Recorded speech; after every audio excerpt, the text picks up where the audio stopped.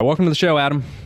Hey, Brian. Thanks for having me, man. Great. Well, it was such an honor to be on your I Love Recruiting podcast a few weeks ago. So I figured, return the favor and hop on mine. So I appreciate it. Absolutely. A pleasure to be here. And actually, I think we had quite a few downloads from your show. I want to say it actually probably broke 6,000 downloads. So that was pretty cool. Did it really? Oh, my God. It did. That's cool. Yeah, I got a few new Instagram friend requests. So did you good? It's all good. So, hey, it wouldn't be business with beers if I didn't ask you. We're at a bar, have a cold one. What are we drinking? Ooh, that's a great question. I'm probably going to go Newcastle or a Guinness. Okay. Yep. Yeah. I'm going a little darker probably. That's good. Yeah. Guinnesses are one of my favorites. So. Are they cool? Awesome. So share your story, who you are, what you do. You got quite an extensive background. So wherever you want to take it from, it'd be great. Yeah, absolutely. So I was born a Hoosier, raised in Indiana, played collegiate tennis at Indiana University, and then headed off to what I thought at that time was the tennis tour, but little did I know I was an American, not a European, got my butt kicked real quick, and I was done with that tour, which all lasted maybe about a month or two. And then SoCal, I ran into some buddies of mine, decided to stay out there, and myself and a couple other guys, we owned what was called the concession rights from the city of Beverly Hills to all their public tennis courts, and we ran that business. Actually, that business still runs to this day. I'm no longer an equity partner in there. However, it still runs to this day. It's called Beverly Hills Tennis. Huh. I cut my teeth in the recruiting space. In the real estate space in the early 2000s. I was flipping homes. Didn't really know what I was doing. However, anybody could fog a mirror at that time. The early 2000s was getting loans. And I'll never forget, I had a buddy of mine that said, listen, you should get into real estate. And I said, I'm a tennis pro. I don't know the first thing about real estate. And they said, all you have to do is sign your name and say you'll agree to pay the money back. I was like, okay, great, let's do this. And that was the intro into flipping properties. And that was really fun. They got into general brokerage, true residential sales in Beverly Hills with Beverly Hills Keller Williams in the early, actually towards the end of 2000. So as the market was crashing. And then found out real quick that being an agent was cool. Owning the company was even better. And so I got into franchise ownerships of the Keller Williams Realty franchises and transitioned to Charleston, South Carolina, which is where I live now. And bought up pretty much all the franchises up and down the coast here and then sold them. That was 2013-ish, and then sold them all in 2018-19. And in the meantime there, built a software platform in the middle there because my goal was to build these companies big, fast, and strong as I could. I created what was called Recruiting Bridge that has now morphed into what's called the I Love Recruiting Company. So we help real estate companies. We help pretty much just any company on the planet that is growing as it relates to finding talent. We help them grow their companies. So just in the real estate space alone since 2014, we've helped probably over 150,000 agents either transition from one company to another or get into the real estate space. We offer coaching, one-on-one coaching, group coaching, evergreen coaching. You can go to iloverecruiting.com and check us all out there. That's me in a nutshell. Yeah, that's great. I had a question on the KW franchise. You said Charleston. Are they territory based, or you said you were buying them up? How did they divvy that up? They are territory based. So KWRI, which is the international franchise, or gives you a specific territory, we'll call it, that no one else can come in there and launch a franchise. Gotcha. Okay. So to start, what is the difference between recruiting and just hiring? Is one proactive and one's more passive, or what's the difference? Yeah. So in my opinion, recruiting is I'm going to come after you and you don't know I'm coming after you. You might know I'm coming after you, but you're on my hit list, right? So I'm going to go after you versus you coming to me. Okay, so hiring, in my opinion, I can go put an ad on Indeed all day long and I can generate a dozen resumes. That's hiring. Okay. So you're more of the headhunter. You go after, you have a need from a company and you're going out and you're finding potentially someone for that company, or you just finding good people and then trying to match make to a little bit of all the above. So if we stay just in the real estate space, what we coach to right now, well, I'll talk about the coaching side. We'll talk about our lead generation side. Coaching, what we do is we coach people on how to go recruit from other companies. So we'll teach them the art of what we call recruiting. We have a blueprint for that. It's all in the language, it's all in the vision. It's about attraction, it's about value add, so on and so forth. And then in the actual lead generation space, this is what we do at the I Love Recruiting Company. Is we get people to raise their hand saying either tell me more about real estate, or I'm in real estate school, or hey, I'm that unicorn that's doing $5-10 million in production and I don't like where I am. And we take those leads. So my vision has become the Zillow of recruiting leads. and then we sell those to our customers. Okay. And your customers are the brokerage that own these real estate Correct. franchises. Okay. So how important is social media for those companies to have that brand? So when someone's looking at them, that public persona, any advice on that or coaching? Great question. Absolutely. So perception is reality, Brian. So you could have a shitty, excuse the language, you could have a horrible office, but if you're, by the way, we're having beers, right? So I can say shitty. Yeah. Okay, cool. If you have a horrible office, but yet your perception is on social media that you guys are just kicking ass and taking names and it's super duper fun, people are going to realize that's what it really is, but then they come into it and that's bad. I'll say one of the things that we did when I took over one of the offices here in Charleston, we had 123 agents. And in 4 years, about 3.5 to 4 years, I grew up to almost 400 agents. We went from doing $300 million in production to nearly $1 billion in sales from one office. And that was truly from the perception becoming reality that we were eat, sleep, and living our vision statement. Yep. You can have the opposite too, where you got a company who I guess is, maybe they're really awesome, but if they have no social media presence, they have no brand, someone else is looking at them and they think, nothing, they may not even know about them. Right. So it's having that balance, I guess, of both worlds. Well, I think I'll add a little bit to that, Brian, is what I've experienced is if you're one of my agents in my company, not only are we going to have I'll say a good social media experience and exposure, I'm actually going to teach you how to create that wherewithal of who the company is that you're with on your own site.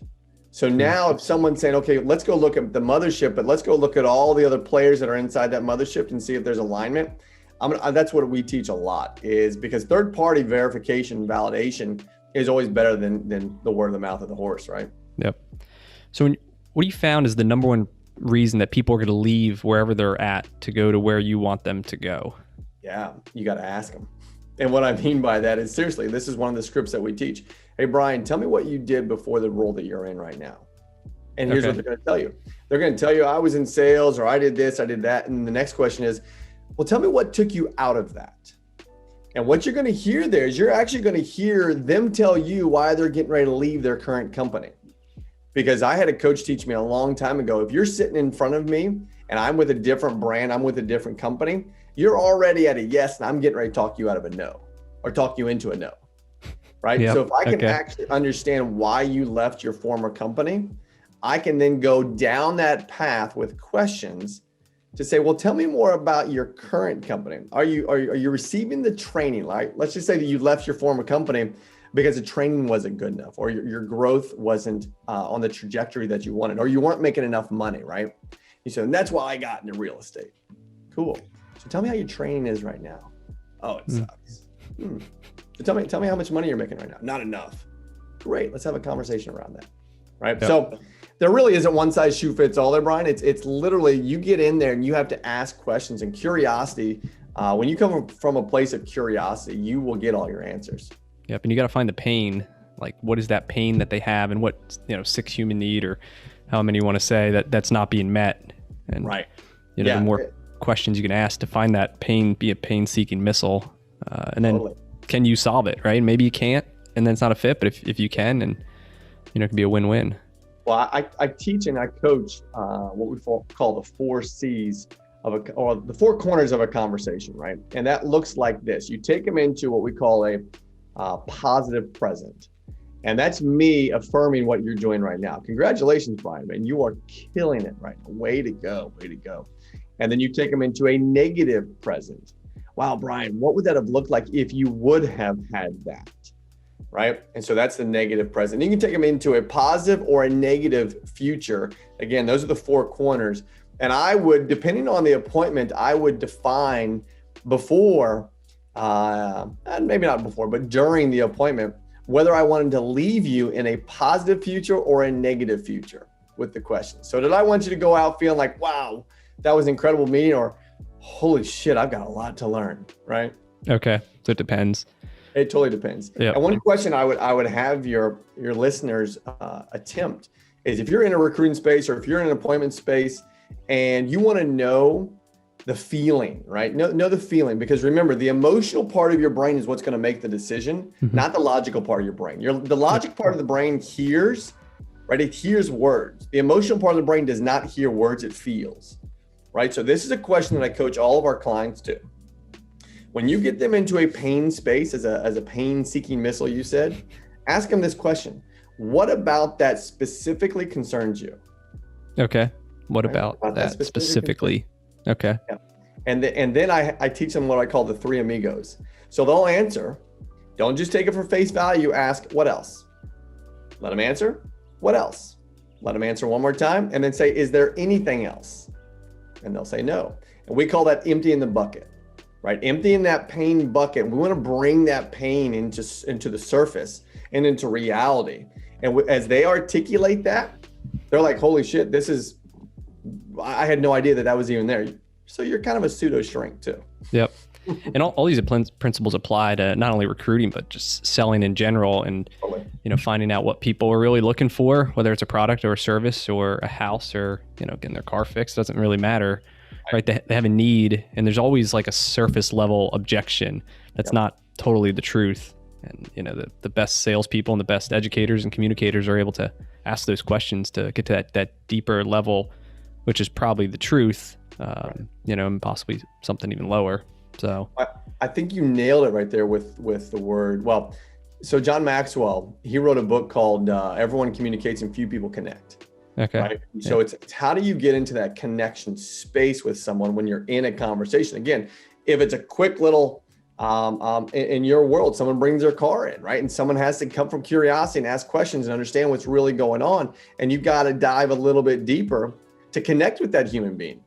If in the recruiting space and in real estate, if we go right into problem solving, right? I call it the proverbial business card.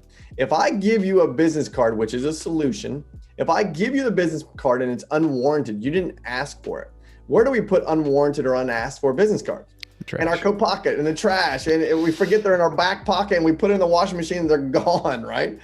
However, if I can connect with you, if I'm connecting with you, you will ask me questions. And that's ultimately where we want it to go, right? We want that end consumer to come to us as the value provider, not always the problem solver, but the value provider. So you can have self-discovery that, holy shit, Brian's the man and I'm never going to go anywhere else. So what are some of your tips for how to connect more with someone? Yeah, great question. So we have a recruiting equation. This was taught to me by a mentor of mine. And they say it's relationships plus value and validity over time equals self-discovery. And the connection just is asking authentic based questions. Yep. And you got to be a listener. To connect, you have to be a listener, just like what you just did right there. You heard some of my language, you repeated it back to me, and that starts to build that connection of trust. And you have to have trust in a conversation for communication to actually happen. And with communication, then comes connection. Yep. Yeah, that's great. And a lot of this comes back to how to win friends and influence people, and these basic principles of listening to people and being genuinely interested in what they have to say, and like you said, being curious and showing an authentic interest in what they got to say, and that's what matters to people. So it is, and where a lot of people fail is they'll get into these conversations and they instantly want to talk about themselves. They instantly want to share their story. They instantly want to integrate themselves into the conversation, which isn't necessary, right? You're sitting in front of me for the reason that we set the appointment for. You didn't come in saying, tell me more about Adam Roach. Tell me more about this. If you did, I would answer, but you're not. And so therefore, I'm going to stay in the space of coming from a place of curiosity to understand more about you, understand about I call it the value gaps that you have in your world. And when you can hear those value gaps, now you know that there's your value provide that you can solve their problem. And when you can solve someone's problem faster than what they can solve it, you've got a fan. Yep. That's awesome. So what's some advice you have then? So you recruit people, you got them in their company. What are you going to do to make sure you create this environment that you're now solving the needs so they're not going to leave you once you spend all this time, money, and effort to get them on your team? Yeah, great question. So you better follow through with what you said you were going to do first and foremost, right? Yep. And you better get them to their goal as fast as possible. Now, there's the key is, do you know their goal? Do you understand their motivation behind that goal? Do you understand if that goal is actually something they read in a book, or it's attached to a real emotion related to the family or related to some life experience that they're really looking to have? And when you know that, you're good. This is what I also teach people that we coach, and even my own coaches that are in our organization, is I want to know what your vision and vision statement truly is, right? Because I have a vision statement. We have a vision statement for the company. It's to enable recruiters, and we put an asterisk by the word recruiters, to change 100 million lives. And we say that everyone's a recruiter. That's why we put the asterisk there. We actually stole that from Nike. Nike in their vision statement has athlete, and they put an asterisk next to it, and they said everyone's an athlete, right? So you better follow through with what you say you're going to do. Otherwise, you're going to be a liar, right? Yep. And you don't want to be known as a liar, because all it takes is for one person to leave your organization, regardless of what industry you're in, and for them to jump on Yelp or for them to jump on any kind of platform and talk negatively about you, it'll spread 7 times faster than actually positive will. Yep. So how do you go about making sure, I mean, that everyone in the organization is on board with this, and that you have 400 people, your last company, keeping track of all those people and all their goals, and are their needs being met or not? I mean, obviously there's a hierarchy approach. Right. The managers have to know what the people that lead their goals are, and that manager, his supervisor, right? So how did you do in your company, or any advice on just the organization of all this for large companies or people wanting to scale? Yeah. So I mean, just like any of the books that we've ever read before related to scale, it's 5 people, right? You've got to surround yourself with 5 core people, and then teach them to go surround themselves with 5 core people, and let that trickle all the way down. And then eventually you can appeal to the masses that way. So in our organization, we started at 100 and some agents, and I had 2 core people. And then as we expanded that and we were up to the 400 range, we had about 12 people on our staff. That was called the vision team. But there was a hierarchy of that staff. So I still only had roughly about 2 to 3 people that reported to me. And then they all had people that reported to them. And I built it all out in an organizational chart. I'm a very visual person, and I had to see that, and I actually had to future pace it so I could see when we were at 200, and then 400, and then I had it all the way up to 700 and 1,000. Yep. So if you're attempting to do things all with your own shoulders, you're going to fail, and you're going to exhaust yourself. Yep. So definitely scale it from the standpoint of leveraging it with other people. Now, long-winded answer, you better have buy-in from your team on what your vision statement is, so that they can be in alignment to go find out and authentically come from a place of massive contribution to want to help those people. Yep.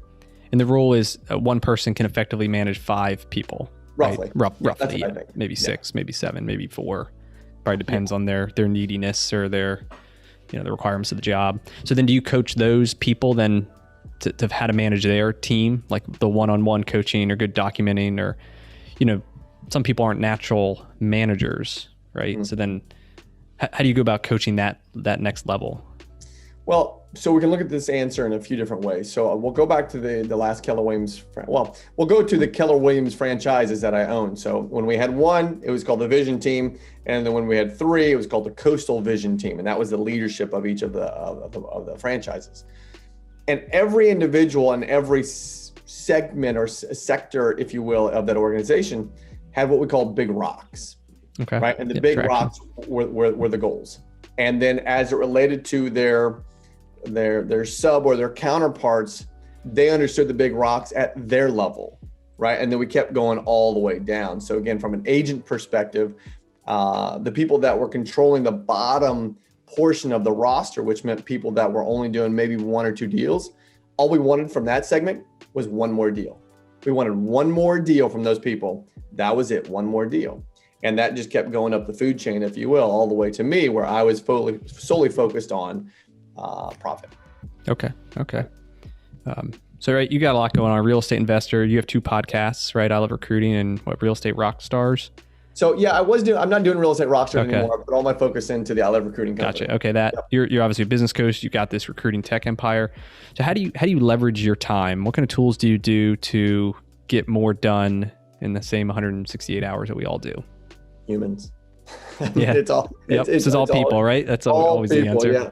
And I have found definitely from tracking that your greatest ROI will be on a human, right? Because again, the amount that they can get done, whether that's virtual, whether that's in-house, is second to none. We do have our own platforms for CRM. So we have what's called Exceed, XCEE.io, and then we have Recruiting Bridge. We do have our podcast, and there's, I'm a very compartmentalization type person. So every segment of our organization has its own people, right? So the podcast has its own crew. Exceed has its own crew. Recruiting Bridge has its own crew. The coaching has its own crew. One-on-one, group coaching, and then our evergreen courses, they all have their own crews that manage them. And then my partner and I, we see it at the higher level, but then we have operations directors, we have salespeople, we have support people. I have my own EA and PA, personal assistant. So it's just humans. Yeah. And a lot of virtual assistants, you said, a lot of remote staff. Is that more the model than in person? We don't have a lot of virtual. It's funny to say the word virtual because right now everyone's virtual, right? Yeah. We do not have brick and mortar, which is kind of fun. And so, everybody is virtual for the most part. We have people in every time zone. So we have salespeople in time zone, and then we have support in time zones. And then our marketing is that of a virtual person. Okay. And then any software, you said you had your own software or any other software you use to help manage all the remote staff? I mean, that's our system called Exceed. Okay. That's and Exceed literally, it's what's the best way to describe it? It's a task functioning CRM as well. So everybody will have their own unique tasks in there. I use Poplet, Popplet. Okay. That's something that's a mind mapping. I call it my brain dumping space. I actually was just playing on it yesterday with my own EA, and we were just walking through the steps of certain things, right? So I'm a huge fan of Poplet. Okay. You'll have to check that out. We just started using ClickUp. Have you heard of that I've one? heard of that too, yeah. Yeah, because we were looking for some sort of task to-do list, dependencies, recurring, remote staff, and we were using Slack for a lot of communication, but then we found we were using Slack to do to-dos and reminders, and we wanted more an automated solution. So. Yeah. Trello, we use Trello a lot. Okay. Yep. In the beginning, when we were launching this company, we used Trello a lot. Yep. Yeah. What's the biggest challenge you face today? More humans. I mean, seriously, more humans. Right now we have a goal, and that's to have 10 coaches by the end of June that'll each have 10 clients. Right now we're halfway there, which is really good. We do have a waiting list of coaches that want to come on board with us, which is good. However, I'm scaling slowly so that again it stays in alignment with our culture, number one, and that I'm a huge fan of hiring slow and firing fast. So I want to make sure that you're the right candidate related to if you're coming into our world as a coach. With your vision, your values, and your beliefs. And no judgment there. I mean, everybody can have their own. And at the end of the day, though, if you're not in alignment with ours, just not the right fit. How do you get to the truth with them? Is it a similar pain-seeking missile strategy of hows and whys and tell me mores? And yeah, well, I have a whole, be happy to share it with anybody. Happy to share it with you. You can give it to whoever you want. I have a deep dive script. And that deep dive script is super duper simple. It's, hey, tell me what your goals are. What's important to you about those goals? Why is that important? What's important to you about that? And what do you ultimately get when all that happens? Okay. That's it in a nutshell. I'll email you for it. Throw the three amigos in there and you're 20 questions deep already. Three amigos, what else? And is that it? Is that the three? What else? Is there anything else? Is there anything else? Okay, great. That's a good one. Hey, so successful people have a commitment to good habits that they execute daily. Do you have any good habits or rituals that you kind of do that you attribute to your success? Yeah, well, I don't know if I attribute to the success. However, I'm pulling some out to show you real quick. Yeah. These are my life.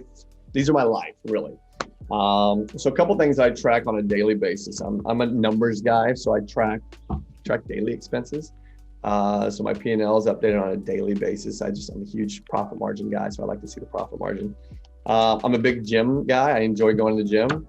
And there's a reason behind that without getting into details. My father passed when he was only 69, and he was in my opinion, in my own eyes, a pure athlete, right? But he passed of Parkinson's and complications from that. And so my goal, I'm 44, he was 69. That basically means I have 25 years left, which kind of scares the shit out of me. So I'm like, I'm gonna stay as healthy as it can be. So I literally track every day myself going to the gym, and I've done it for years. And so I'm just constantly tracking where we are. I know that I have to get to the gym this year 22 times a month. And right now we are at 73 times for the year. The goal is to get to 260, right? So it's all tracked right here. This is a journal. So every day I'm constantly journaling to release. And what I'm releasing here are I stay in the positive, right? Yep. And sometimes I'll write negative stuff in here, but more times than not, I'm focusing on my 3 wins and my 3 gratitudes, right? So what were my 3 wins from yesterday? Stay in that space.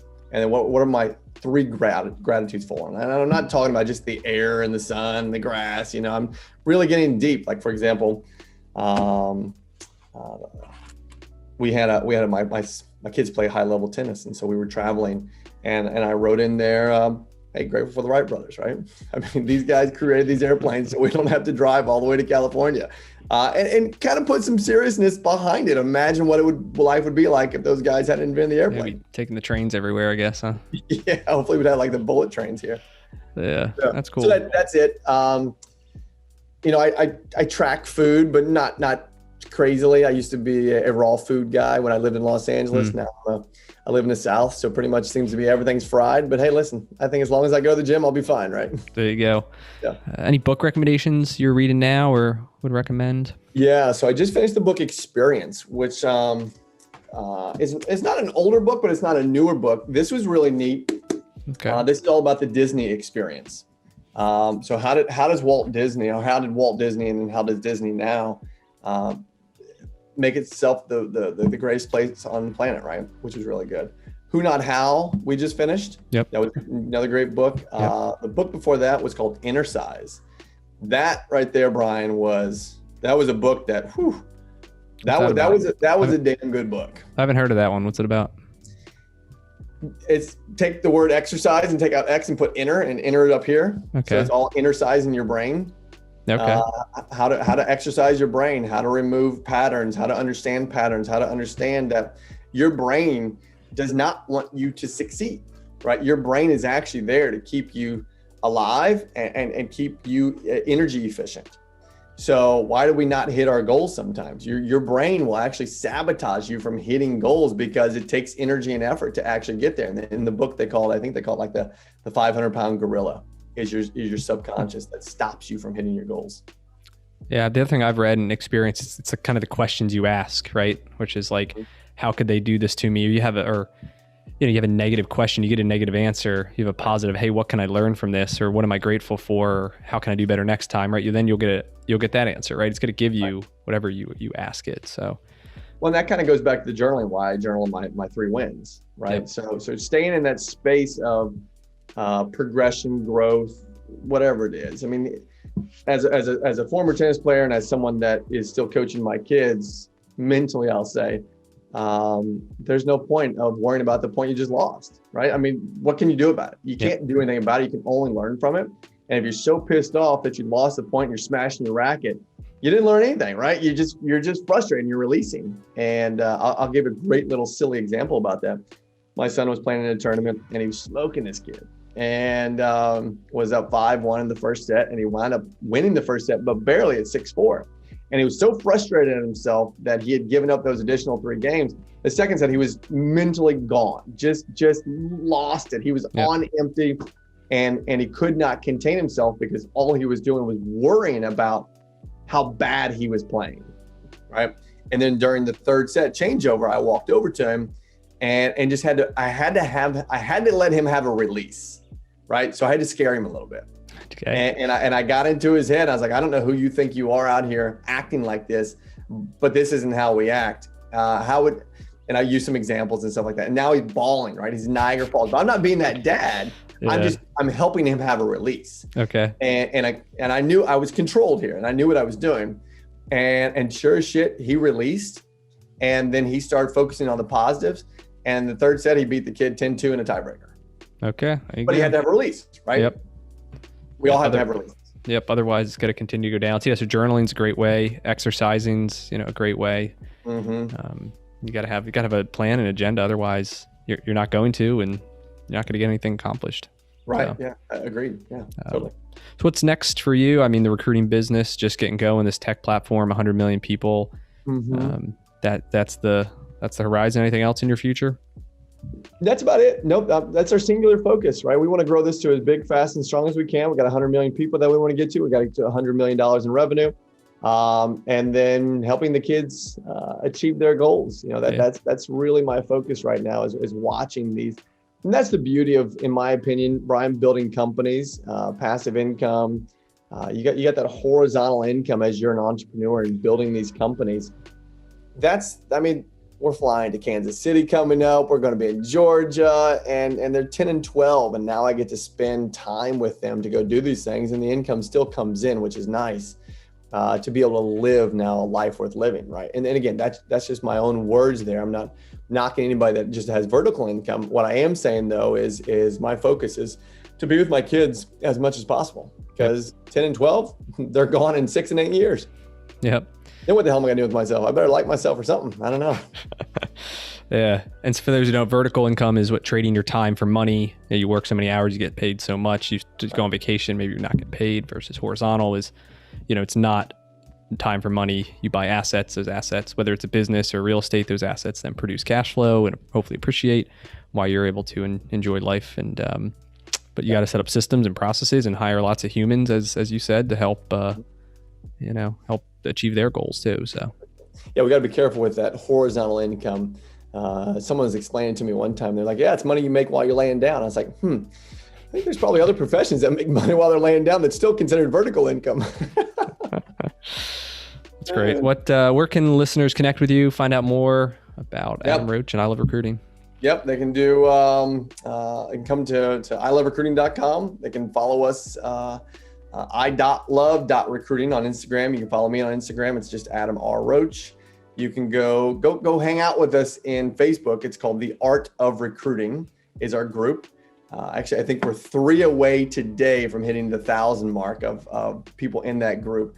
And whoever the lucky 1,000th person is, before I came on here, we were 3 away. I'm going to give them a free 30-minute coaching call. So anybody listening wants to go jump in there. I don't know when this is going to drop, but if it drops in the next hour or so, they might be the one. But otherwise, I doubt it. So yeah, they can go to any of those places. You can email me, adam@iloverecruiting.com. Happy to answer any recruiting questions. I believe recruiting transcends business. So this isn't just for the real estate space. It's literally anywhere and everywhere you are looking to find and grow talent. Great. Well, thanks again for coming on, and I wish you the best of luck. My pleasure, Brian. Thanks for having me. Yep.